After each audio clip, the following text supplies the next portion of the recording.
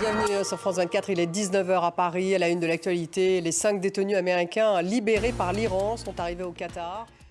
Et on démarre avec cette libération de 5 détenus américains par l'Iran qui sont arrivés au Qatar. 5 Américains qui doivent être échangés contre 5 Iraniens détenus aux États-Unis. 6 milliards de dollars de fonds iraniens gelés ont été transférés via le Qatar. L'échange fait suite à des mois de négociations impliquant le Qatar et Oman. Nabia Makloufi. En Libye, Aderna, des agences des Nations Unies s'efforcent de prévenir la propagation de maladies. Elles veulent éviter ce qu'elles appellent une deuxième crise dévastatrice, une crise sanitaire. 9 agences onusiennes sont présentes sur le terrain. Et l'Italie va durcir sa politique migratoire. Une semaine après l'afflux de migrants à Lampedusa, le gouvernement italien va annoncer de nouvelles mesures comme la création de davantage de centres de rétention, mais aussi l'augmentation de la durée de détention pour les migrants illégaux.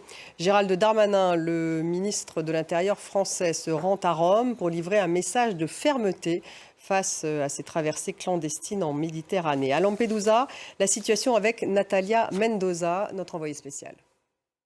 Les Ukrainiens ont percé la ligne de défense russe près de Bakhmout, dans l'est du pays. C'est ce qu'affirme le commandant des troupes terrestres de Kiev. L'Ukraine revendique avoir repris 7 km² en une semaine face aux troupes russes, après la libération de 2 villages près de Bakhmout. Gulliver Krag à Kiev. Et Moscou a fustigé Kiev, qualifiant le gouvernement ukrainien, je cite, de russophobe et néo-nazi.